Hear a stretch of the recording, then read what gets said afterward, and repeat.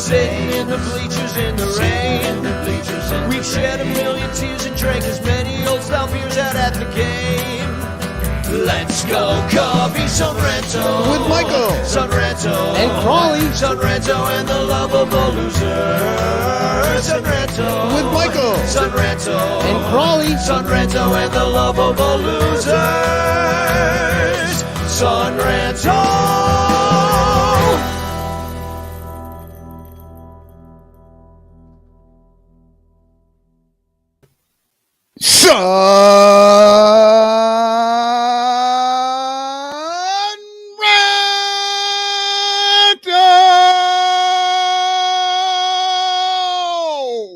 Welcome to the Son Ranto Show. My name is Danny Rocket, and you just heard the lovely strains of the Cubes fanatic, Mr. Michael Cotton. And this show is, of course, brought to you by our 107 Patreon supporters, one of whom will win this fabulous David Ross bobblehead that I got yesterday at the ball game. The only good thing that happened yesterday. And this is strange too. Like, check out this bobblehead. This is going to be the Patreon prize of the month. We'll be giving this away the first show in June.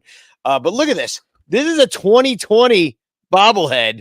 Oh, so they're not even giving new bobbleheads. They're giving old bobbleheads that they just had left over, and we have players that are left over from other teams on the team. So it's all quite fitting. So anyway, it kind of looks like David Ross, I guess. It's this asshole's fault. His biblical losses means that you get 2020 garage sale fucking bobbleheads this year, along with a 2020 garage sale baseball team. Yeah, it was a rough weekend. But before we get started, I do want to say a happy Mother's Day to all you Ranter moms out there and all you Cub fan moms and everything. I hope you had a nice day and everything. You got fun little presents. You got little mimosa action at brunch and stuff like that. So happy Mother's Day. And also a happy birthday today to famous Cubs fan Dorothy. She is 96 today, I believe. Yeah. I'm going to put up a picture of her. You know, she's the one that the old lady who's sitting in box seats during 2016 doing shots of Jägermeister. And she's just a wonderful woman. I've met her many times at Club 400 out at Stuart McVicker's place. And she got frisky with me. She bit my ear one time. she got right up in there. But to be fair, you had a Werther's original deep inside of it. The old people cannot resist the Werther's in the ear. That's why I do it. Trying to get in some wills. So, as always on the Son Ranto Show, we are giving away a Frank Chance postcard tonight. All you have to do is comment #Chance with a capital C into the chat, and you could win a Frank Chance postcard sent to you by me, telling you that I love you. Great point, by the way, in the chat that she's Austin Cackert says she's backwards 69 years old, which that's a hell of a nice age. Yeah, you don't want to do the backwards 69 though. That's actually that's like you've been married for, I don't know, 30 years and you don't actually like each other enough to even sleep with your head at the same end of the bed. You got your backs to each other. It's not good. You could definitely end up on the IL doing backwards 69 or backwards 96. But it was a rough weekend. At least it was only those losses that we had to endure. At least they only had to be endured over a 48-hour period, as opposed to adding a whole extra day of losing to the entire situation. Which losses are you talking about? The Dodgers ones or the entire 0-5 road or homestand or whatever? Well, we don't have to talk about the White Sox anymore. We don't have to. I know, but I'm just saying overall, they came back to Wrigley and lost all the games. All the games, yeah. Every single one of the games, yeah. What they score? I think they scored Not one much. run per game. Well, they just got outscored by the Dodgers 20-3. So if you add the White Sox into there, which I don't think the the deficits weren't quite as bad during the White Sox series. But first, before we start talking about this series, I got to shout out my crew yesterday, especially to Corey Furlong. He's in the third row of this right here, sitting next to John Pincus, who's in the red. And he got us a bunch of tickets for yesterday's game. We had such a nice day. Nicole, my fiance, caught a sunburn. It was like that first sun that you get after 40 days of darkness, and everybody got sunburned. My friend Lauren, who I'm sitting next to in this picture, came back. His face looked like a tomato. Bleacher Jeff did not get sunburned. He's been catching a little bit every day. Sarah Sanchez, Bernie. I met this guy named Jesus who's sitting next to Bernie Baird right there. Pincus came out. Corey's wife, Chrissy. Guy Sirius was there. So we just had such a nice crew. And even though the Cubs did not score any runs, we had nothing to cheer about. We had a nice time because both Guy Sirius and I snuck in sunscreen flasks. So nice. We had a good time. And also shout out to Mike Pusateri, who's been on this show. He gave me tickets for the night game. So I didn't sit in the seats. I just went right to the bleachers, but still. Thank you to guys. I didn't pay for a thing all weekend. Everybody that bought me drinks, thank you so much. Everybody, I feel like crap today, so you did well. We may need to mention what you're wearing here because people can see the pot. You want to describe me to the podcast people? All right. Well, first of all, I got to show everybody my big 69 necklace, which is I got some bling. It's a blingy 69 necklace, and I'm also wearing a pink knit hat, which I've had this for a long time. I got this in Europe sometime when I was over there. Like a pink knit. What is, it's not quite a paperboy hat. What? No, it's like here, I'll take it kind of off and then you can see it's got a lot of give to it. Like there's so much hat underneath this hat. I can actually wear it over my headphones. There's so much hat. It's the kind of hat that has like a little bill, but it's really poofy so that white guys with dreads can stick their dreads under there and go to the Dead show. Yeah, precisely. And it's kind of like this. You ever watch What's Happening? Oh yeah. Like Rerun wore hats like this, like this is like a rerun. His was actually not quite as big as this one, but it had some give to it. One time I was in Berlin playing a show and this really drunk guy was like harassing us, up from the stage. And he's like, "Look at you up there in your grandmama's hat." So it kind of is a grandma hat too. Well, but on top of that, you're wearing your grandfather's robe. Yeah, I got it's a Cubs robe. Yeah, this was my from Nicole, my fiance. She gave me this for my birthday, which is coming up on Thursday. And so I'm not really a robe guy. In fact, I might have to take it off during this podcast. Well, I hope not, sweating my ass off. You're clearly naked. You're wearing the robe. I'm doing the show naked. Yeah. You're going out on the corner looking for people to show yourself to later. Yeah, I definitely look like a jiggle. And a special guest just popping in the show here. Crawley witnessed that tragedy of a game tonight coming on the show. Where are you right now, Crawley? Are you still at Wrigley or did you leave in the 7th with the rest of the Cubs fans? Hell no, dude. You know the rules. You don't leave until the final out, man. That's about as simple as it goes. I don't follow that. Get out of here, dude. You don't know. What if all of a sudden there was a miraculous comeback and you missed it because you had to get to your car quicker? Come on. No, that's when you tell everyone I left and that's why that shit happened. Yeah, exactly. It was my fault that it even happened because I was bad luck all game. Yeah. No, I'm on Sheridan hitting Irving Park. We just left about 5 minutes ago.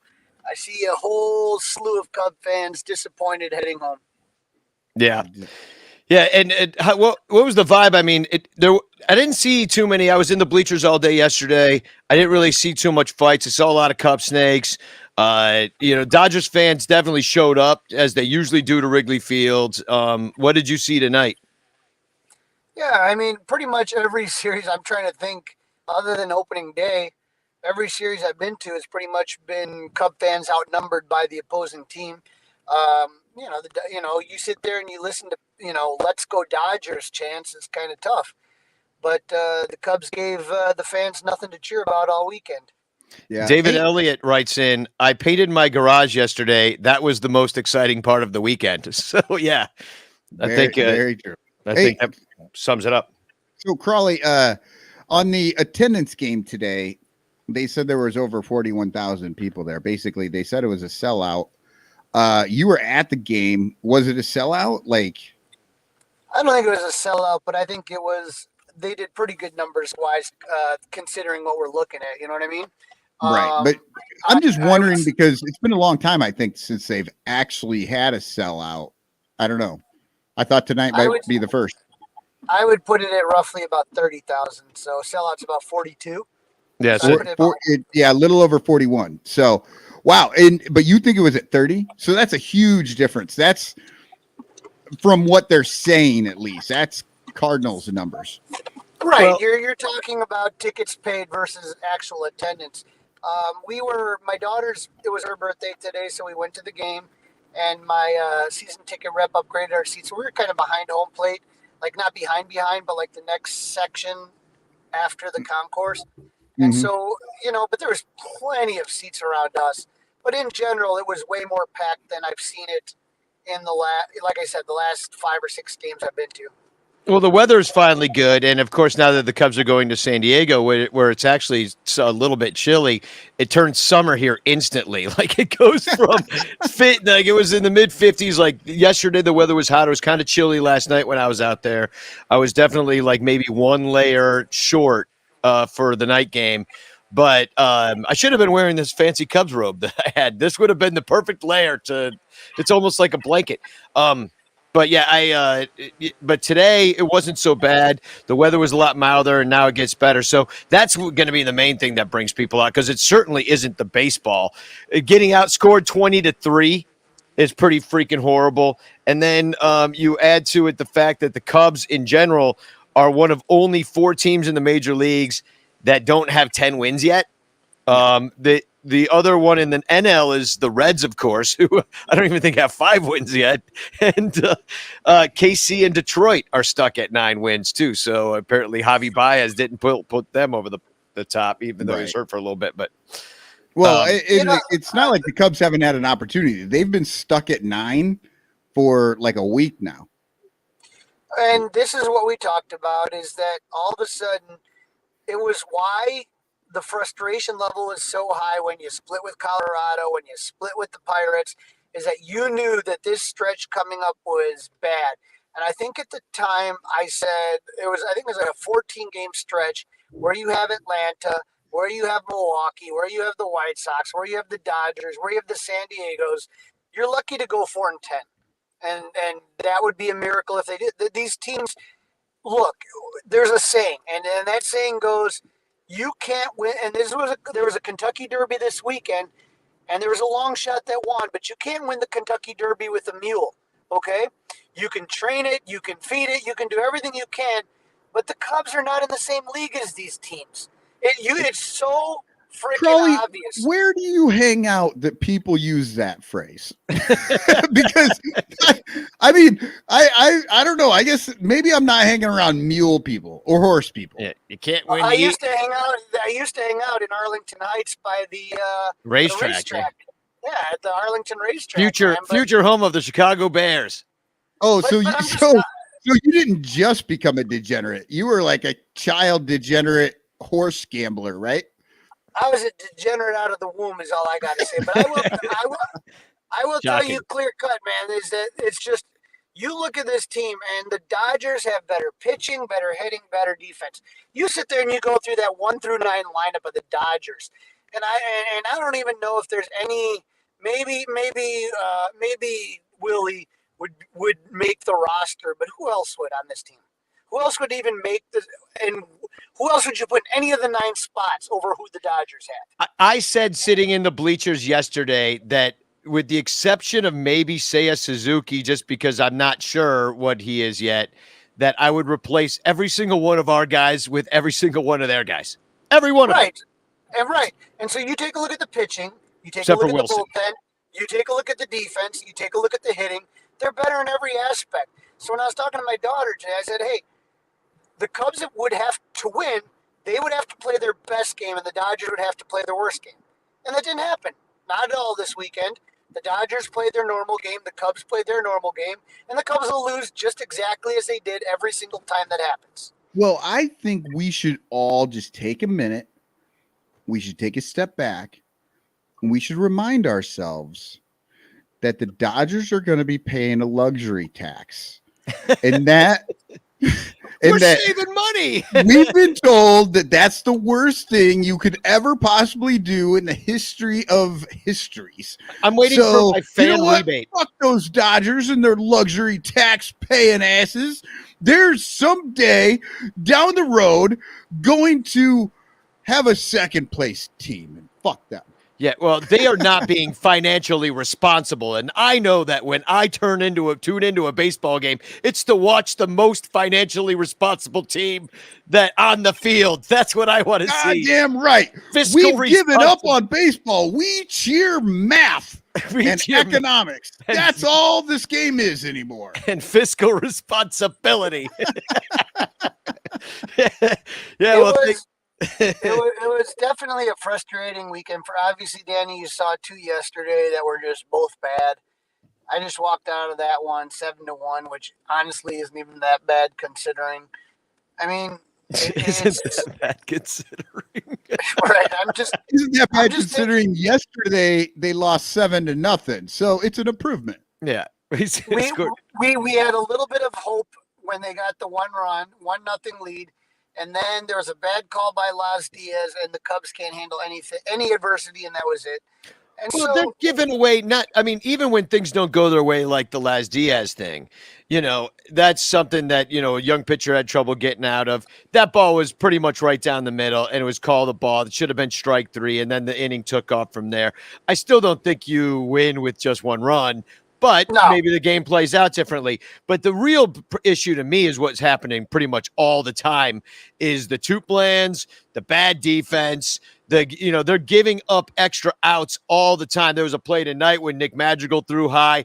Then the inning kind of took off from you from there as well. And they just every time you do that, it just gets worse and worse. Steele ends up tonight 69 pitches, gets taken out with a hurt thumb. Yeah. Nice. With a hurt thumb, which is not nice. So you're doing it wrong when you've got 69 and you hurt a thumb. All I gotta tell you though is I'm sitting there and I'm so excited because I had never seen Marcus. I saw Marcus Stroman throw in Arizona. Never saw him throw on Wrigley. So I spent Mother's Day. We had a beautiful brunch up in Wisconsin, and then I packed up my car and I said I'm going to go see Marcus Stroman shove it and give it to the Dodgers on national TV. And I'm barely out of Kenosha, and I get the notice that he has the vid. And I'm going, are you kidding me? Like, are you serious? So it's just like the Cubs can't even, they literally can't catch any type of break at all. They can catch some COVID, though. Yeah, they can catch COVID. They got one pitcher that you say to yourself, I think that this guy might have a chance to stop the Dodgers. And the guy gets COVID, and everything goes to shit from there. And then it was so tough to see Frank Schwindel given a bus ticket to Iowa. Well, yeah, we'll talk about that in a second. But he's not hitting the cover off the ball, and we kind of called it last week as somebody who's not. In fact, let me play the clip to see just to show everybody how smart we are about Frank Schwindel. Frank Schwindel also among dudes with options still, by the way, and he's not really hitting the cover off the ball, yet he's taken the most at-bats of anybody on the team. Yeah. Insane. Because he's a fucking DH now. Like if he's not playing, he's a DH. But if he's not at first base, they've been using Rivas more and more at first. Well, yeah, which is great. I'm glad we just are at least seeing what we have with Rivas, because at least he's young. That's what they should be doing. Yeah. Yeah. See, we told them what they should be doing, and then they did it. Finally. Somebody needs to tell that one guy to quit fucking talking over you guys. Just to do the Schwindel news, I heard on tonight's broadcast, which I listened to on the radio, and I heard Coomdog saying that his mechanics are all wrong with the way his feet are moving around, and that because his feet are moving at the wrong time and his legs are moving at the wrong time, then his head is moving at the wrong time, and he's like pulling off the ball. So he's just going to go down there, I guess, and work on a bunch of stuff. So, we'll see what happens. I mean, I don't think anybody really thinks that like Frank Schwindel's going to go figure something out and come up and hit 30 dogs, but what was sad to me about the Frank Schwindel thing, just because you already brought it up, is that Cubs fans are ridiculous that they actually like Frank Schwindel and they think Frank Schwindel is good. He's not good. Nobody ever thought he was going to be good. And I saw this guy, Ryan Welterman, says, my Schwindel jersey just came in and he's got a crying emoji on it. I'm like, what are you doing? Don't buy Schwindel jerseys. That's just going to encourage them to be like, oh, they'll accept any freaking clown that we put over there. Stop it, Cubs fans. Don't buy Schwindel jerseys. He's not worthy of a jersey. A jersey maybe, but only for irony reasons. Yeah, get a Frank the Tank shirt from Obvious Shirts. That's acceptable. Yeah. And this has nothing to do with like what type of guy he is. We know that, a lot of these guys we've, sort of met and talked to and stuff. Very nice guy. Totally deserving of the shot he's been given. We're glad he's had some success. But there's a reason he didn't get his shot until he was 30, 31, right? There's a reason for that. Yeah, exactly. Yeah. So, getting back to these games, the two plans kind of drove me nuts. You just watch Seiya get picked off in that first game. And then Horner just not having any idea where the fucking ball is. And he's just like floating over to. I was watching and I'm just like, what is he doing? What's he doing? Like, I don't know. Everyone else in the world knew the ball didn't go out of the fucking field. He barely even looked to see where the ball went. It's like he's just like, oh, I didn't see it, so it must be in the crowd. I'm like, dude, there's a net there. And isn't it like if it hits out if it goes in the camera well, that's one thing. Or if it goes in the dugout, that's one thing. But if it hits the net and comes back to the field of play, I believe that's not out of play. Well, let me ask you a question here. Is that you got Party at Napoli at first base, right? You got Frank Napoli at first base. Is he yelling or is he saying something or what? I was listening on the radio, so I didn't see a party. So no, he was running over to get the ball. He was doing his fucking job. Like that's what you do. You run over and grab the ball. No, that's why you got the little guys in the slats. Oh! I'm sorry. I thought you were talking about first baseman. I'm like, I thought you like he was the first base coach. Yeah, the first base coach. Yeah, you're right. Right. I don't. He was probably of the same thing as us. This guy's a professional baseball player. He was probably blown away when he turned left. Like he ran through the base and slowed down, and I expected him to stop and just walk back to first. And then out of the blue, I'm just saying that you're at first base. Your job is to tell the guy go or stop. And then if you see the guy going, saying, whoa, wait, come back, something. I don't know. I'm just confused about that, I guess. No, you're right. And sorry, I'm a fucking idiot. I thought you were talking about I thought you meant like, was the first baseman trying to like deke him, like fake him out? But no, it was that was all Nico. Yeah, everybody knew that was Nico's fault. But yeah, I think you're right that there's something to be said with all these two plans. Like, Seiya Suzuki, like everybody kind of knows, except for Seiya Suzuki, that Clayton Kershaw's got a really good move to first base, and he's a left-handed pitcher, and so he's just looking right at you. He wasn't even looking at Kershaw. He was like looking at home plate, like he. Just sleeping. And so you look at the Cubs offensively in this first game. They scored no runs at all. They only get 5 hits. They have the one error and they just had nothing going on the entire game against Kershaw. Just nothing. We've really seen Ian Happ, who did not play in this first game, but he has kind of fallen off. Like I'm going to get into it a little bit, but every single Cub in the last 2 weeks has just sucked offensively. Pitching wise, Smiley was okay. He gives up the 1 home run, but he really, first, didn't he have ended up throwing 94 pitches, and I believe like 37 of them were in the first inning, and it was all because of I mean, just bad defense, and bad defense allowed that run to score in the first place. And it was because of that one hit out to center, and they threw it in, and out of the blue, Madrigal like moved out of the way instead of just getting the ball as the cutoff. Like he moved out of the way, and then the ball wasn't on track, and Horner's like diving for it, trying to get it. Like, I don't know what the fuck Madrigal was doing. Like, the ball was going right to him, and he just moved out of the way for it. Yeah. And then don't forget on this though. Let's not forget Madrigal has options too. He does, but like, who else is gonna play? Like, it's not like we just got a bunch of dudes. Like, I guess Bodie comes up, and because he's just making more money, and then it doesn't get better from there. Smiley, he kind of gets into trouble in the 5th inning, and then Gesellman comes in, who they just brought up. He was in the minors. Gesellman, and he goes 3.2 innings, and he was just gonna have to wear this game. Gives up the 4 runs. 2 walks, 2 strikeouts, 5 hits, but they were hitting him pretty darn hard. Now, this Dodgers lineup hits a lot of people really darn hard, but Gesellman really got lit up. Newcomb came in to clean it up in the end, and by that time, it was just too late, but he had 1 strikeout in the inning. I mean, that's game 1. It was just pretty – I had fun because my friends were there, but it was pretty boring. And then the game 2 Steele, who was supposed to start, and then they were going to move Steele to start on Monday, I think is how it was going to work. They have Daniel Norris step in to start it, and then I don't know what – I guess he's auditioning for a job now too, but he actually was kind of an opener in this one. Only goes 1.1, walks 3, got no control.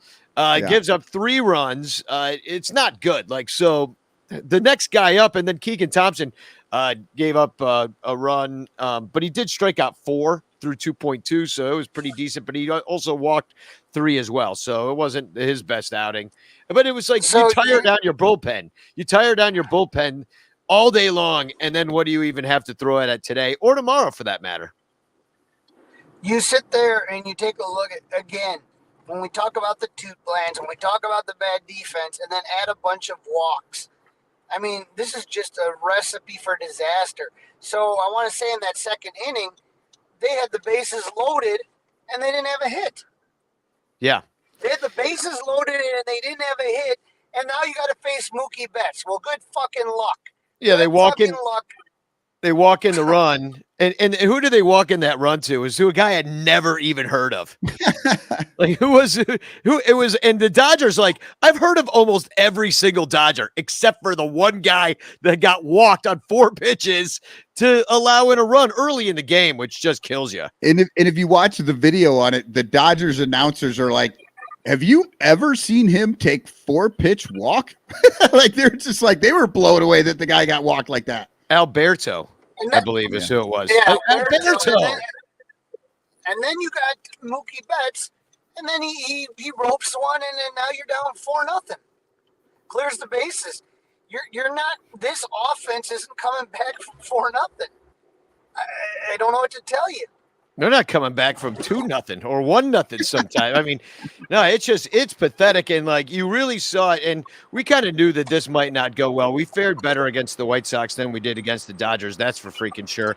But I mean, we just looked overmatched all day long. And one thing that was kind of funny is, like, I did see the Cubs were kind of hitting the ball hard. I felt like, you know what? I don't want to hear it.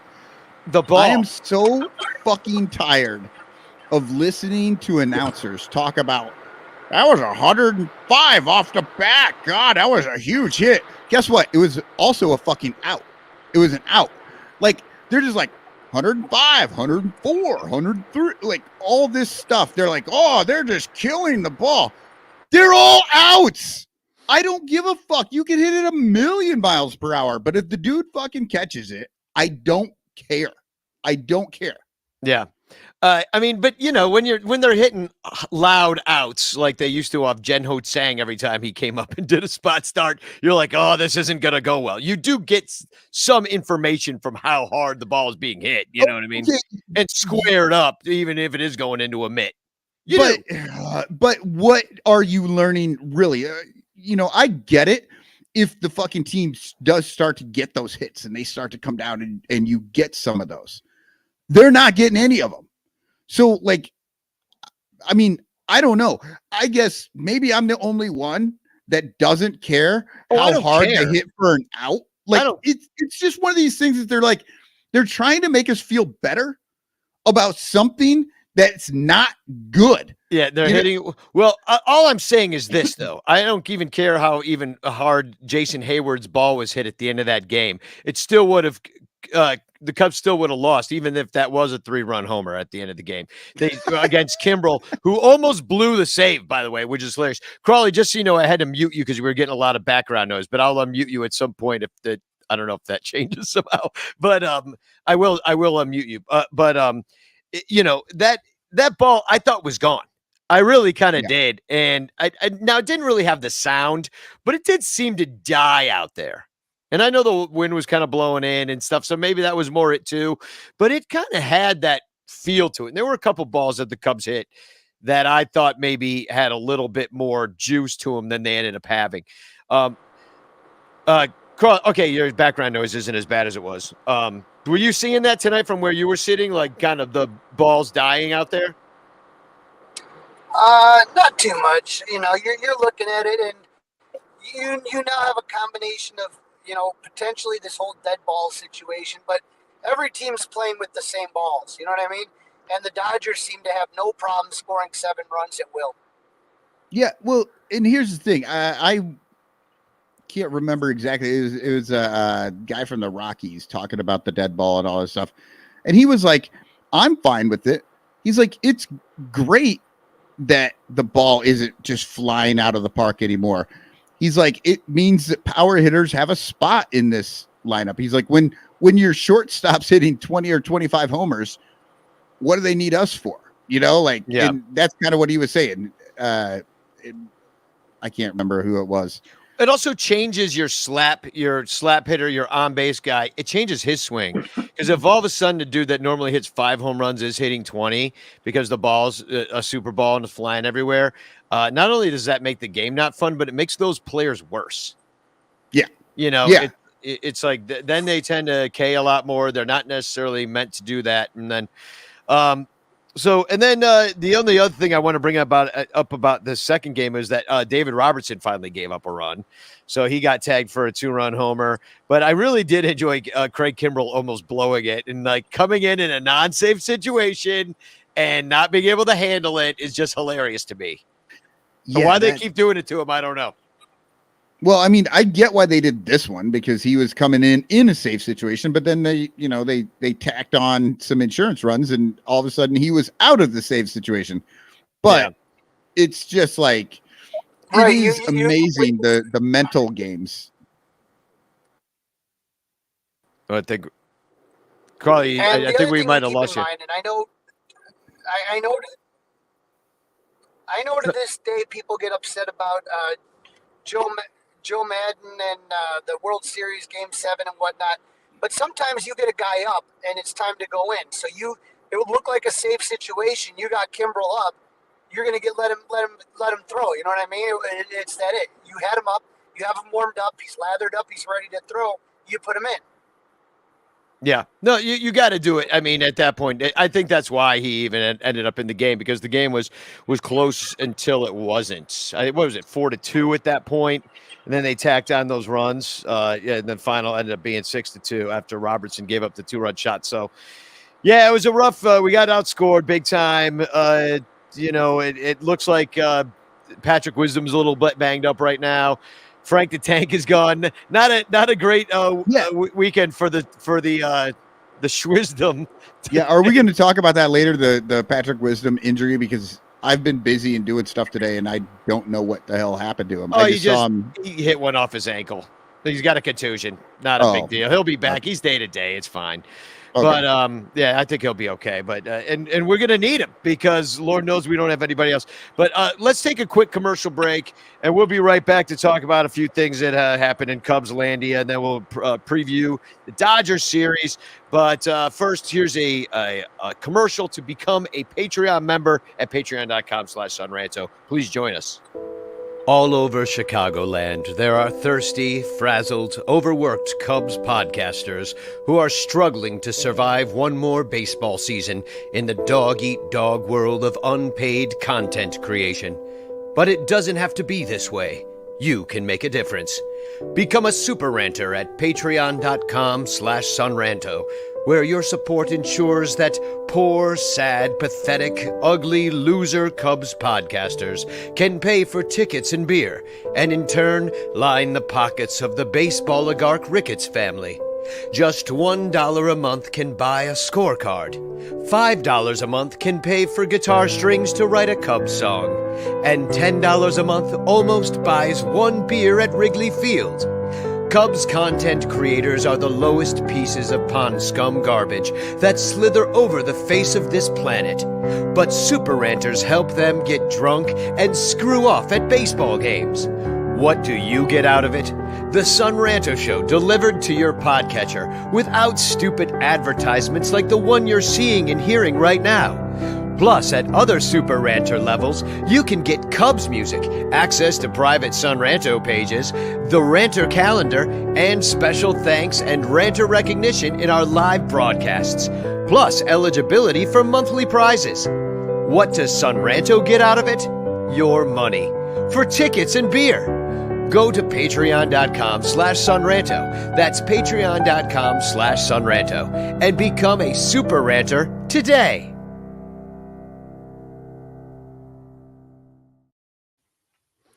To put my hat back on, I'm sweating over here. So it's all knit hat, man. So here's a couple of kind of Cubs news and notes that I wanted to kind of bring up. We talked a little bit about Frank Schwindel. I just really quick want to give you his stats. He was slashing 209, 250, 308. That's a 558 OPS, and he had an OPS plus of just 61. So yeah, that'll get you sent down if you got Rivas doing a little bit better than that. Adrian Sampson has come up. I would guarantee you that he's going to start one of these games during the Padres series, probably Tuesday or maybe Wednesday. Here's his numbers that he's had in the major leagues. He was up with the Cubs last year. He did pretty well. He pitched in 10 games, and he started 5 of them, 35 innings pitched, and he had a 280 earned run average, 28 strikeouts in those 35 innings, and he only walked 8, that's pretty good. ERA plus a 153, so that's no slouch. And he was with Texas in 18 and 19, and Seattle in 16s, and it didn't go quite as well for him as it did with the Cubs last year.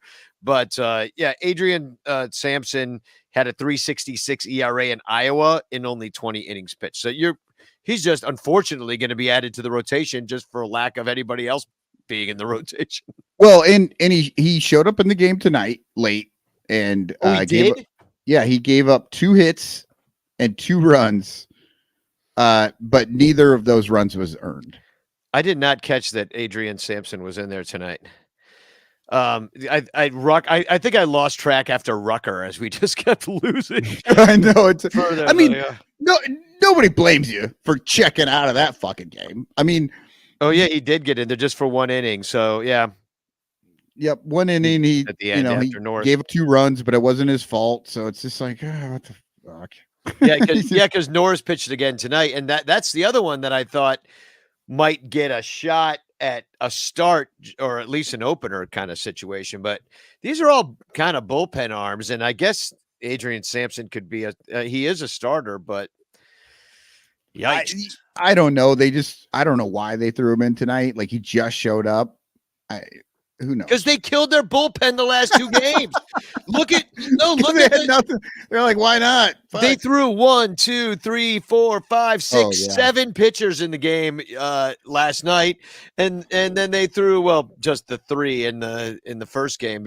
And that burned Gesellman, so we won't. Maybe he gets the start. Gesellman could get the start, and probably not a great.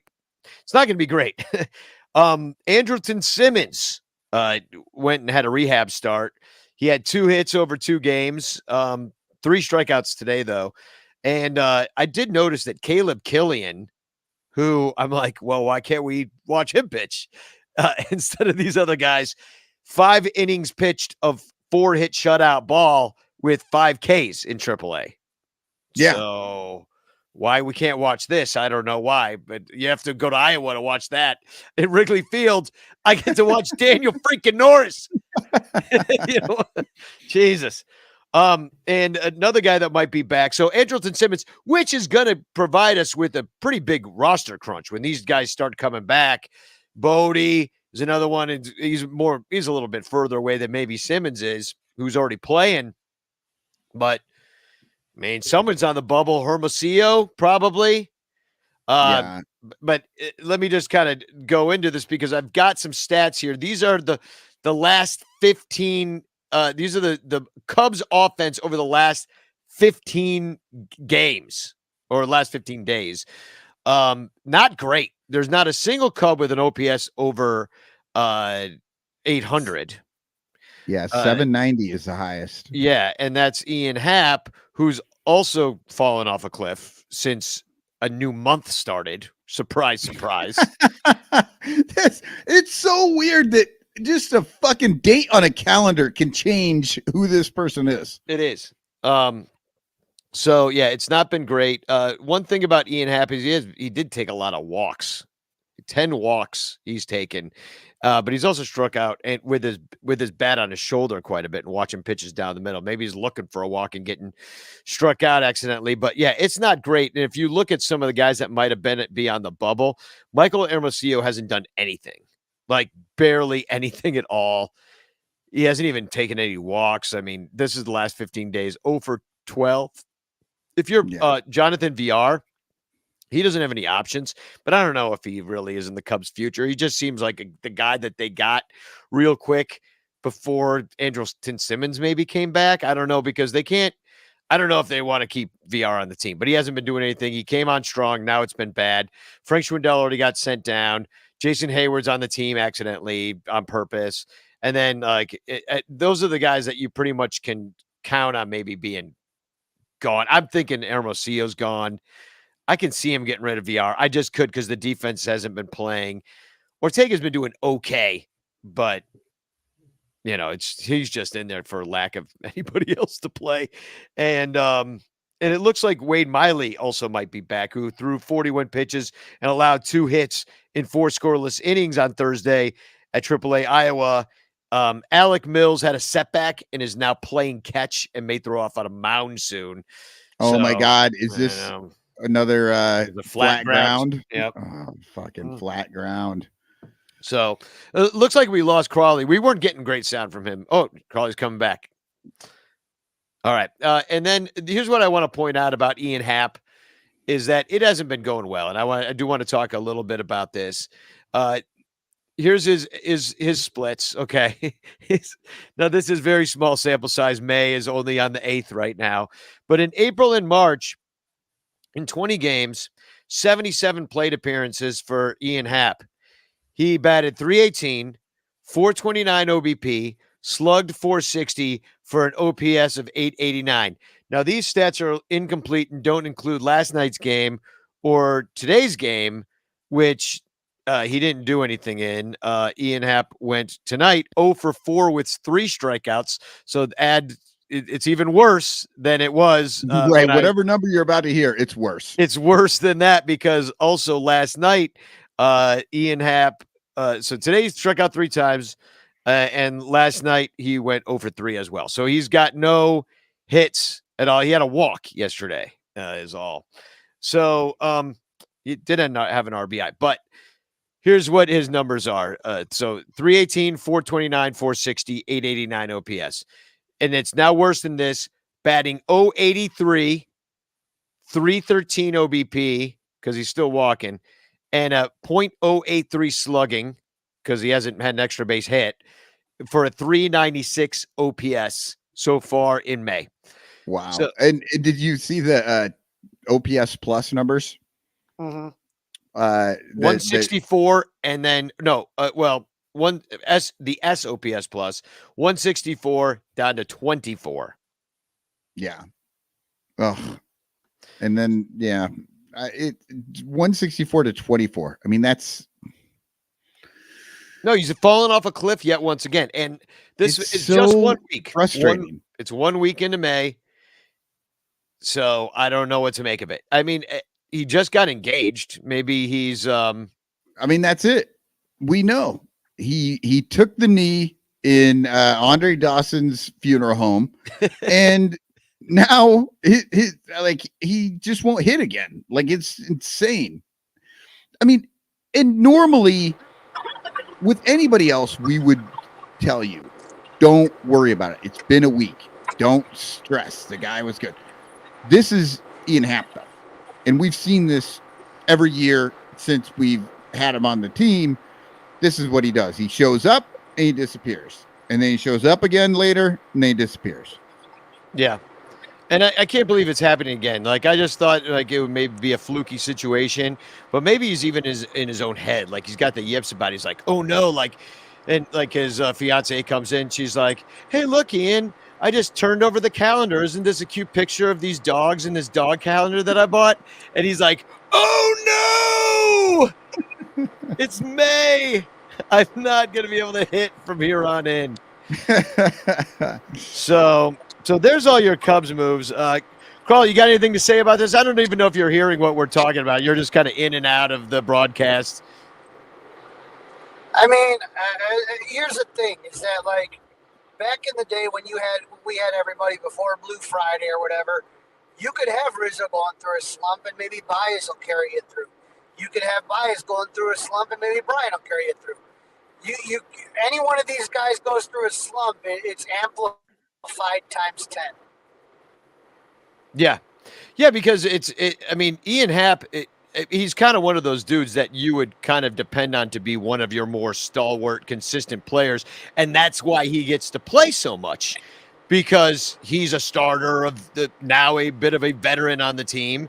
You would kind of expect a little bit more than falling off a complete cliff. Like, that's the thing. It's like not just a small slump where he's got like a 1 for 12 stretch and then he hits a double, then he hits a home run 2 games later. It's just like kind of evening out a little bit, because we don't expect him to have necessarily his April numbers where he hit 318. You expect that to come down a little bit, but to hit 80, but not to 083. And it's worse now. So what is it now? Yeah, I don't know. Afraid to look. Yeah, so I'm going to say it's 069. Nice. The thing that's brutal about it is it becomes unplayable. That's the problem. Well, he's batting 266 on the year, but to go from batting 318 at the end of April, which was just a week ago, to batting 266, you've fallen off a cliff. You just aren't hitting at all. So that's the thing, is like, what do you do? What do you do when a guy becomes completely unplayable for a month? Well, what do you do when you have multiple? Yeah. What do you do when you have multiple players do that? It becomes even worse. So I think a lot of these guys right now are trying to do more than what they need to, and now you got Seiya, who's fallen off. You've got Happ that's fallen off. You've had Madrigal that's never really gotten started. I mean, you have a large list of players that are not doing what they need to do, and it's obvious. Like I said, when you have other guys that can pick you up, it doesn't look as bad. But when everybody's struggling, it's the worst possible feeling. Yeah, and everybody is struggling too. Not a single OPS over the last 2 weeks over 800. So the Cubs aren't hitting home runs. Ian Happ's got 2 of them. So you give him that. Wisdom actually came alive a little bit ago with the 3 home runs. Now he's banged up, so that's going to hurt us. But yeah, it's a sad state of affairs. We lost all week long. We haven't won since Sunday, and like that was the last time Stroman pitched, I think. Wasn't it? Yeah, it was a Stroman game, and he went 7 innings and gave up 0 runs. So he was building on a couple great starts. I think he had 2 quality starts in a row, and then it just like sayonara. It's just like, but what's really tough is like, I mean, I think overall, I think the frustration we're all feeling right now is that this is not fun. And I'll say I had fun with my friends sitting in the bleachers on a Saturday afternoon just because it was sunny and we were drinking. But the baseball was bad and it wasn't fun to watch. And I felt that way, but I'm not the only one that feels that way. So, I mean, once you get there's not going to be any kind of like rolling interest in this team. There's nothing really to look at. And I mean, it's a totally lost season already. Yeah. Already. Yeah. I mean, okay, it's a lost season because we can see that there's nothing there to build on, right? Like some people, if you really want to like super have a positive outlook on the world, say, oh, it's still early. They still could come back. They're, what are they? They're 8 games under 500 right now, but it's so early in the season. The difference is there's nobody to come back. The guys who are coming back from like injury or whatever they were doing, they aren't better than anybody on the team now. It's not like your ace is coming back or you're going to add. How sometimes they say it's almost like making a trade mid-season because somebody comes back from injury. That's not happening this year. Yeah, and Chip writes in specifically to Crawley, because Crawley, we need your take on this. Crawley, any chance we see Davis come up before the All-Star break, and why not at this point? And you've mentioned on this show before that Brendan Davis is not having a great start to his season either. So he's batting 195 with 2 home runs and 77 at bats for a 585 OPS. So, I mean, that's it. What are you gonna? There's no reason to force it, and Brendan Davis has had like a lot of these minor league players during the COVID era has had kind of a disjointed, path towards the major leagues, and so there's no reason to rush it. Anybody that thought that this season was more than anything other than hope that a couple guys do really good and then flip them was fooling themselves. And that's why when Robertson gives up runs, it's so devastating. Not because you wanted the Cubs to win or keep it close, but because you don't want that guy's trade value falling. And the other one is Wade Miley. You hope Wade Miley comes up and gives you something. Maybe somebody will give you something for Michael Gibbons. I don't know, Scott F. Frost. These are the type of things that you're looking at. But this team never for 1 second was going to be a competitive team this year. Never. Yeah, it's a disheartening fucking situation, as Lee Elia would say. And on that note, we're just going to take a quick commercial break. Hold on. One last thing before we go to the break. Zach Klepper says, we suck. Only positive is when we trade Willie, maybe we make the other team take Hayward. That's a hypothetical positive. It's also not going to happen, but nobody's going to take Hayward. Like, period, end of story. Hayward's on the team till the end of next year. That's how it is. So, and I've been saying that for four goddamn years. Why? Yeah. Why would anybody say, you know what? I think we can turn that Jason Hayward around. That nobody's doing that. Nobody wants that contract. Nobody wants that. Hey, we're going to give you a high contract, guy that can barely hit and has no glove anymore. Great. Yeah, but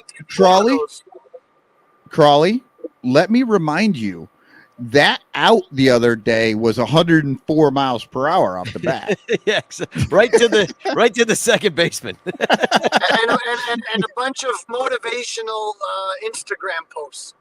Yeah. Oh, God. Did we ever find out what that was about? Yeah.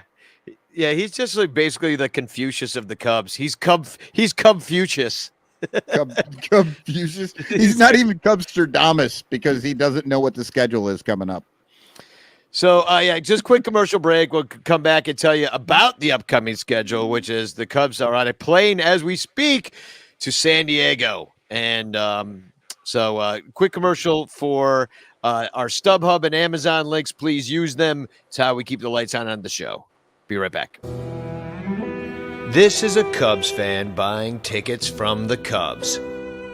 And this is a Cubs fan buying tickets through the StubHub link at sunranto.com/StubHub, knowing that 4% of their ticket purchase will go to the Sun Ranto show instead of into the pockets of rich corporate douchebags. Buy all your tickets through sunranto.com/StubHub. Don't worry, it won't cost you a single penny extra. It don't stink to click our link. This is an Amazon shopper buying things from Amazon. And this is an Amazon shopper buying things through the links at sunranto.com/Amazon, knowing that up to 10% of their purchase will go to the Sun Ranto show instead of that cocksucker Jeff Bezos, who will just use the money to go to space. Plus, if you buy all your Amazon items through sunranto.com/Amazon, you could win a monthly prize. sunranto.com/StubHub and sunranto.com/Amazon. Two great ways to support the Sun Ranto show while sticking it to evil corporations who suck. And it won't cost you a single penny. It don't stink to click our link. Just a reminder to put hashtag chance in the chat, and you could win a postcard sent to you by me of Frank Chance. So, the Padres is not going to get any easier. They are 19-10. They are 1.5 games out of first place behind the team we just faced, the Dodgers. They just beat Miami 3-4 at home, and they had a pinch hit 3-run homer to walk it off today from Jorge Alfaro. So they're feeling pretty good about themselves this evening as the Cubs fly across the country. That entire NL West is feeling good about themselves. Good they God.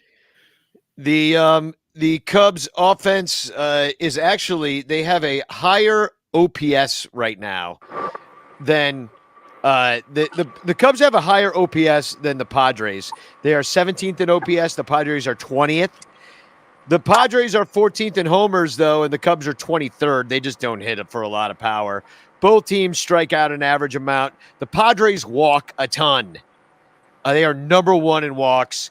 Cubs are average. The Padres are average in stolen bases, and the Cubs, even though they try to steal bases, they're the 5th worst in stolen bases, and the Cubs and the Twins are the only teams to be caught more than they've stolen.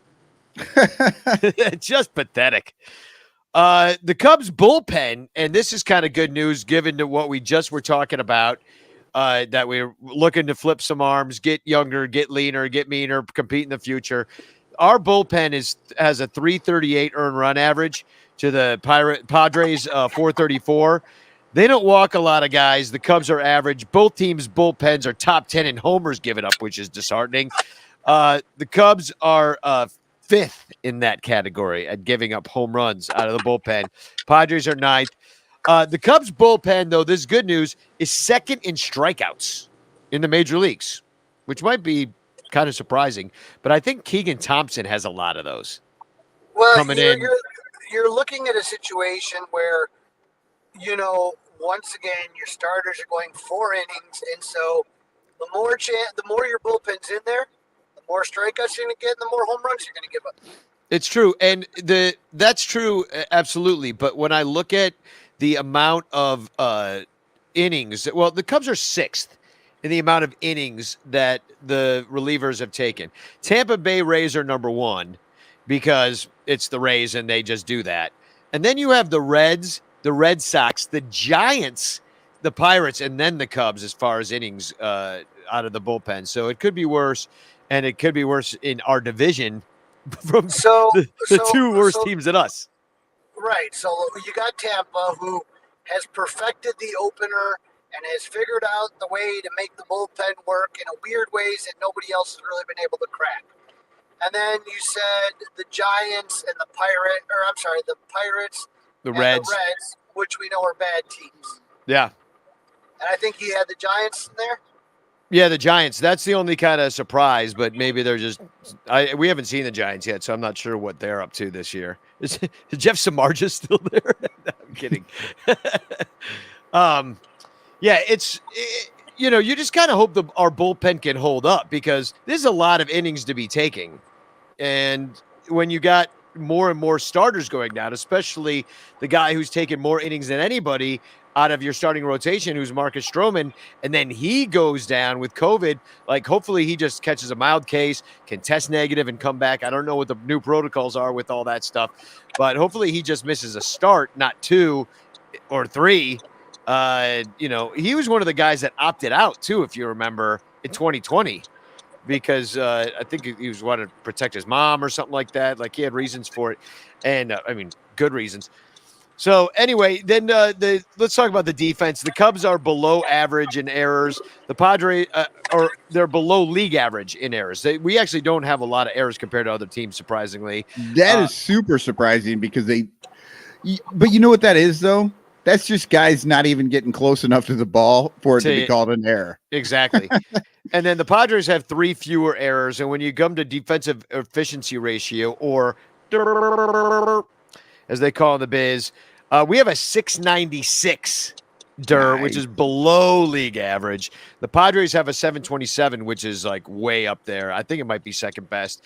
And the one thing that we could maybe do is improve our stolen base percentage, which is we're the only team besides the Twins that have been caught stealing more than we've stolen. And the Padres have allowed 9 stolen bases and haven't caught anybody. So they're the only team in the majors to do that. But welcome, Chicago Cubs to San Diego. I know it might get them back on track there.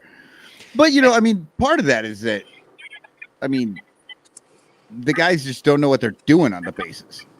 Some of those caught stealing is probably, it's like Seiya just getting caught in the middle out there. Just Sleeping. Who knows what? Yeah, just sleeping. It's like these guys are just doing dumb shit. And the crazy thing, and I did want to bring this up, is Eric Hosmer, who was just like trade bait all freaking winter long. He thought he was going to be gone, shipped off somewhere. And whatever teams were in on that are probably kicking themselves right now because he's slashing 355, 434, 538 for a 972 right now. And he's got a 193 OPS plus. He's killing it right now. He's over. He's done. The guy's career, nothing. Yeah. Carl, you're making a lot of noise. What's going on? You getting pulled over? I don't know what's happening to him. I don't either. It'll actually be warmer in Chicago than in San Diego this week, so that's kind of crazy.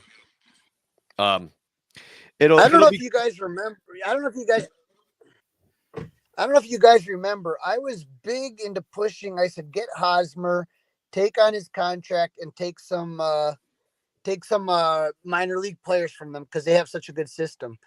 And it didn't happen. And it's kind of one of those things it's like I had no idea that he was going to come out and play as well as he did. But it was worth, in my opinion, that shot just to get some good prospects. You take the shitty contract. Again, the Cubs have nothing but money to spend. They're very much underneath that luxury tax. And again, you can argue whether it's great or not to be under that. But when you're under it, you can take contracts. I don't get why they didn't do it to this day, like I said, because the Padres wanted to get rid of that, to get other players. So they wanted to shed salary, and the Cubs could have easily taken it and gotten some really good prospects, and they didn't do it. Well, I'll tell you why they didn't do it. They've got Schwindel over there, Here's why they didn't do it. I said Schwindel, and that's the exact thing that you should have put up. Like, what? Yeah. No, I think, and we were talking about it in the bleachers the other night, I really do feel like Ricketts, by definition, the last few years, he might really actually have money problems. Like he owes a lot of Except people for the money. fact that he was trying to buy a fucking English Premier League team. Like, I wish I had the kind of money problems that makes me want to like buy a fucking English Premier team. They didn't let him because they looked at million. his books and they're like, "You don't have any money." He's like, "Oh well, they let me buy the Cubs with no money. Like, why can't I buy this one? You know, why can't I do it?" No, I do feel like he probably, because they might have overextended. If you look at all the debt they had to take on to do all the renovations, now they're building the sports book and they've got future money, but you know, what are those like debt rich? They're like house poor right now. You know what I mean? Is like they owe people money, so they've got to finance these debts with cup snake money. You know what I mean? Like they need all that money not going into the team. They need to keep keep putting it on the fire of the people they owe money to, which is banks and financiers and bond funds and the SPAC people and all that stuff they've got going on. So I think by definition, they're not going to tell us that because they're going to be like, "Oh yeah, we'll be good. Yeah, everything's fine. Frank the Tank's the new Rizzo. You're fine." You know, like that's what they're saying. But in reality, they have no intention. They're just trying to hype it up. Hey, it's different here. Look at everybody having fun. Isn't Wrigley great? You know, they're going to just sell that and just try to keep paying off their creditors until they're ready to like make a move again. And then they'll just raise beer prices to be, I don't know, $50 a beer. Yeah. Well, Danny, I think you just coined a term that I love. The Ricketts have future money. that needs to be, we've been telling people for years that we have future money. Yeah. That needs to be a t-shirt. Son Ranto. Future money. It's a complicated t-shirt. Feel free to give us money because we have future money. So it's going to be, what happened to your picture? I don't know. All of a sudden you disappeared. And can you hear me? Yeah, I can hear you, but you turned into Crawley's avatar. It says my browser has lost connection to my camera. Oh yeah. Well, and why do I look like Crawley's fucking cub bear? I don't know. I have no idea. Yeah, things are working a little wonky on this show tonight, but we're powering through. Powering through because we're a podcast and nobody should be watching this fucking thing anyway.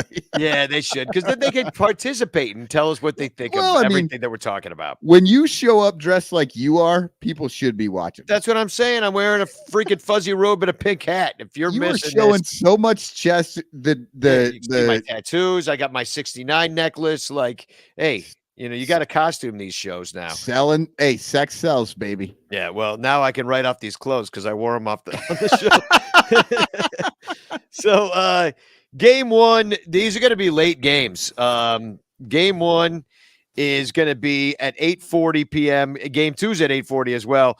And Hendo's pitching tomorrow. He's 1-3 with a 5.64, and he's going up against lefty Mackenzie Gore, who's got a 171 earned run average and a 2-0 record. Gore he's a prospect, and he's one of their big time pitching prospects. He last time he went out there versus Cleveland, he in 5.2 innings pitched, 1 run on 4 hits, and take his 171 ERA with a bit of a grain of salt because he got to face Cincinnati twice. Yeah, so they're terrible. But he was a first-round prospect in 2017, 3rd overall. He's got a 95-mile-per-hour fastball, mixes in a slider at 88, so that's a hard-ass slider, and then he throws a curve at 80. So, like, I don't know if it's a knee buckler, but we're about to find out tomorrow night. Late night, maybe. We'll be going till midnight watching the Cubs get knee buckled by Mackenzie Gore. And then Kyle, he wasn't great last time versus the White Sox. He was kind of like he was a mix between Dr. Hendo and Mr. Kyle last time. He went 5.2 innings. He gave up 4 on 7 hits, but he gave up the 2 home runs, which we're worried about. And if you're going to the game, first of all, use our StubHub links. Second of all, go get a Tony Gwynn jersey. It's like a V-neck jersey, like one of those old Padre ones, which strikes fear into my heart. But the older I get, the less people care about 1984 and what that did to me. I know a lot of you youngsters out there wearing broken yeah, by that one, but I mean, it was frustrating, but I did grow to love Tony Gwynn. Like, oh yeah, no, that dude was just such, so frustrating in '84. But yeah, he was just, I don't know, he transcended the hatred of the Padres that I had. he's the only one from that team too. Everybody else can go to hell. Game 2, we're throwing TBD, and I don't think that's been announced. With the fucking Crawley just comes in to moan. 84 Padres. Let me just say about 84. Hold on, time out. Is that I don't mind losing to superior talent. So when you talk about Tony Gwynn, he's probably one of the greatest hitters of all time. You put him and Ted Williams up there, and you can have that argument, but one of the two is arguably the greatest hitter in baseball. It was giving up all those runs to Steve Garvey, who was in the back ass end of his career that pissed the shit out of me out about 84. Tony Gwynn's a champion. He's a great hitter. He was everything. Freaking Steve Garvey was old and washed up and absolutely spanked the Cubs. That's what bothered me. Yeah. Tim Flannery beat us. Like, you know what I mean? Like, dude, Garvey definitely beat the hell out of us. But Garvey. Those guys. Garvey just had the series of his life. That was what was frustrating. His stupid hairy armed motherfucker. Like, dude, he seriously is like half gorilla. So then Adrian Sampson, Daniel Norris, maybe Wade Miley comes back and pitches on Tuesday for the Cubs, but it's going to be against old friend from the now Guardians, or he pitched for the Indians, Mike Clevenger, who this is the back end of their rotation, 0-0 with a 5.79 earned run average. If Andrelton Simmons manages his way back in this game somehow, he kills him. Bats 5.29 against him. Whereas Jonathan Villar is 2 for 4 with a walk, but there's nothing to it. Like, we got a bunch of 4A guys. Nobody's faced anybody.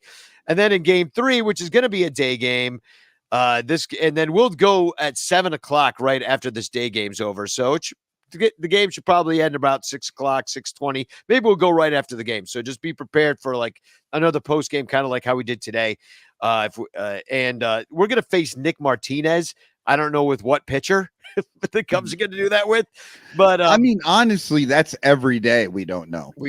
Kyle Hendricks, and then I don't know, Justin Steele, maybe, I don't know. He got hurt tonight, so we don't know. Nick Martinez is going out there for the Padres, though. He's 2-2 with a 3.38. Martinez gave up only 1 run through 7 innings pitched against Miami this past weekend. He was with Texas for a long time. Texas. He was with Texas. That was like Texas Rangers put together with the rain in the middle. He's got a 4.68. I thought it was Texas Rangers with Tourette's. Texas. He's got a 4.68 lifetime ERA. Ortega and VR have hits, but there's really nobody's seen him. He's got a 4-seamer at 93 miles per hour, a change at 80, mixes in a cutter and a curve and a sinker. So he's a decent pitcher. And there's your I mean, can we win any games? I mean, really? I mean, Kyle's got to go be the stopper and really just kind of get things back on track, I think, right? I don't know. The Padres have a decent I'm lineup. gonna say Machado having a good year. I mean, maybe we have a chance against Clevenger. You know, he's not doing well, so yeah. It's just so sad trying to find some hope in here somewhere. Like, I want to know in the chat, does anybody think we'll win one of these games? Like, really confidently have a belief, because we don't even know who the pitchers are except for Hendo, and Hendo's pitching on the road. Road Hendricks. Road Hendricks is not. It can be bumpy. It can be bumpy. Might be a little too much teeth in that Road Hendricks. I'm going to say the Cubs win one game. Which one? I don't know. I wish I could tell you, man. That's just pure Crawley positivity right there. I don't know. I'm just one. 1 out of 3, I think the Cubs are going to win. I think somehow, some way, it's going to happen. I kind of thought that this weekend too, and it didn't happen. No, I had no. Well, I did when Stroman was announced. I said if they're going to win a game, it's going to be the Stroman start, and that's it. And then all of a sudden, when he gets bumped with the COVID, then I said that's it, done. Well, good thing he gets COVID now that instead of at Club 400 in a couple of weeks when we all meet him. Hopefully he's I'm sure he'll test negative by then. I mean, that's just kind of how COVID usually works. But that is the perfect segue to announce that there are still a few Marcus Stroman tickets left, I believe, right? I mean, yeah. I actually sold 4 tonight. Wow. But there were only a handful left just last week. It's just about sold out, so we're excited about it, and so is Marcus, and it's going to be a lot of fun. I mean, look, you can sit here and feel sorry for yourself, or you can just say, you know what, man, I'm going to go to a party with a bunch of cool Cub fans and just have a good time. That's what I want to do. I'm going to go to a party where the guest of honor we know has COVID right now.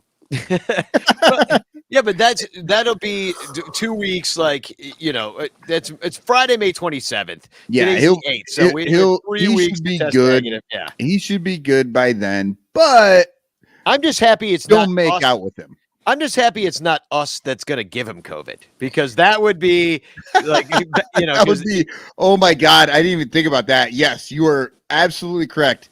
It's so good that he came down with it beforehand, because you don't want it to be Club 400 gave him COVID. That would be terrible. His antibodies will be running strong.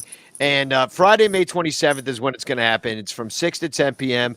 with your ticket, which I just dropped a link in the chat. You get a picture with Marcus. You get a swag bag with an autographed Marcus Stroman ball. You get all your food, all-inclusive drinks. There's going to be live music, including a song from me for Marcus. And also Jim and Justin are playing. John Benedict will be there playing the organ. It's just going to be star-studded out there. Joe Kilgallen's hosting the thing. Crawley's doing the Q&A. And we're going to raise money for Stroman's charity. We're going to raise money for Lost Boys. We're going to raise money for Club 400. And we're going to have a great time, most importantly, and just be with each other, because hey, what the hell? It's all we got this year, unfortunately, is just being together and having a good time. Misery loves company. Yeah. So go where the company is going to be. Bleacher Bum Band is playing 521, and it's free. That's going to be at Output. I did make a Facebook announcement or an event out of it. So follow Bleacher Bum Band on Facebook. Join that event. Come out. It's free. Right after the game, the Cubs are going to play the Diamondbacks, which they do right after we play the Padres in Arizona, but we play them this month also after May 21st. Michael Cotton's going to be in town. So if you've ever wanted to meet Michael, you could. No, nobody. Everybody's like, Well, like, he's going to be there? Oh, no, Michael. Like 4 people just said they're not coming to the event right now. Yeah, literally. Like, so, and, so that's what we got going on coming up, and it's just gonna be a lot of fun. We got some new songs. We got a new song called Steve Stoned. We'll be playing. Seriously, fucking, I'm skydiving that day. Yeah, that's some lion ass bullshit. Like, Cotton's in town. Yeah, I'm skydiving. So there's your show. I guess. Oh, TFCs and Chance. We got to do those before we get out of here. I'll start with the TFC. I enjoyed this. Liam Irvin shared this on the Sun Ranto Ranters. If you don't know Liam, he's blind, but he shared this from another post. And because MLB shared tonight, the Orioles became the first pro team to wear uniforms with Braille lettering. Awesome. That Orioles marketing department on top of it. Yeah. Awesome. Hashtag bigger than baseball. And somebody had said, hell yeah, I bet the blind people loved seeing this. And Liam, who is blind, said, I feel like they didn't think this one out very well. I mean, the only way it would work is if they just had all the blind people in the front row and they were just able to rub their chest. The players had to go up, and the blind people got to rub their chest and their backs just to. I appreciate the inclusion, but come on now. Think it through. That's all. Think it through. Yeah, it's Braille. I mean, it literally looks like they're wearing dominoes. Like who's this? Like really strange looking dominoes. The machine broke. Anybody else got one? Yeah, I've got one, and as happens many times when I throw this in here, by the time I get to it, I don't remember what I put in here. But let's see. Oh yeah.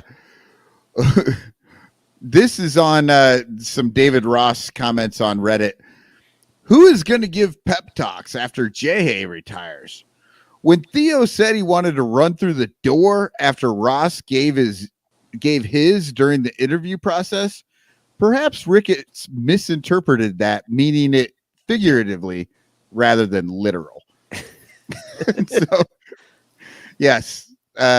Theo got so excited he wanted to run through the door, and he actually left the team. I did enjoy. I have a tweet that's going viral right now, which I didn't realize was going to go viral when I said it, although I found it to be somewhat clever. As I said, Ricketts started his own hashtag Cubs TV network and then made the team unwatchable, which they pretty much did. But what I really enjoyed is that Mark Giangreco liked that tweet. I didn't even know he followed me. He doesn't even follow me, I don't think, but he's he's a closet cartoonist, apparently. A closet cartoonist also, but I think he got Me Too'd out a little bit, of the Chicago sports scene. So he's just sitting there, definitely growing up a Chicago sports legend as far as broadcasters. Yeah, absolutely. So, shall we pick a last chance to put Chance in the chat? Danny, let me just put something before you say Chance. It doesn't matter who the first person to put Chance is. It goes in a randomizer.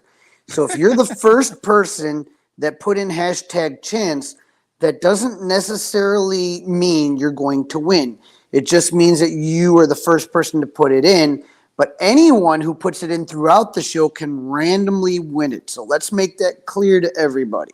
Yeah. Thank you, Crawley. Yeah. Just so everybody knows the rules and we're all clear that it is a random person that gets to win the postcard sent to you by me in the mail.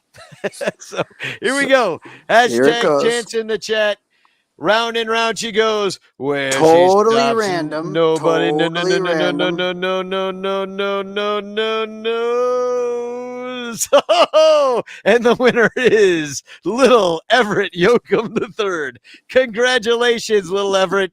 You've won yet once again. But let's pick a second winner of the Chance tonight. And the winner is... Here we go again. I know it's Everett Yoakum III. Congratulations, Everett. Let's pick one more time as we draw again to see who the winner of the Chance is.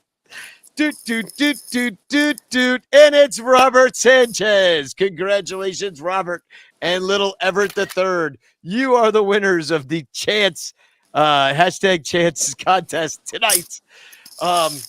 So, let's hope this road trip goes well. The Cubs go out west. That never really bodes well for us, but here we go anyway. I'm going to say that the road trip goes as well as the Chance for a Chance. Yeah, even when the road trips go well, it's still like midnight for us, and it sucks for us. It's just bad. Just stick with us. And thanks for sticking with us tonight. Once again, this show is brought to you by all of our Patreon subscribers. Thank you so much for being a part of it. Because we're going to have fun. We're going to have a good year. Like, we'll complain with you. We're going to go through it. I think we might even have more fun this year than we should. Yeah. Oh, definitely more than we should. This is going to be the only fun you'll have with the Cubs all year is this show. Yeah. Maybe I'll play Blue Friday to get out of here.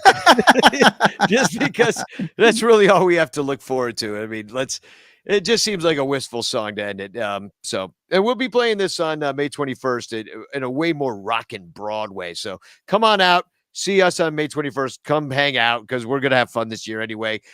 Make sure you wear your Cubs robe and your 69 bling. And we'll see you on Wednesday right after the game. Spagog. Spagog!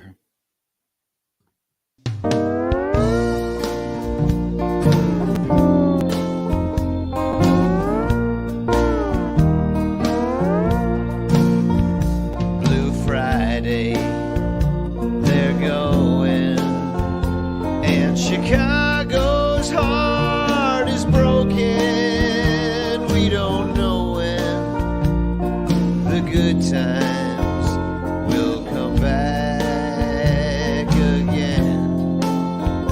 Blue Friday, defeated, but I guess a change was needed. The hit, the high.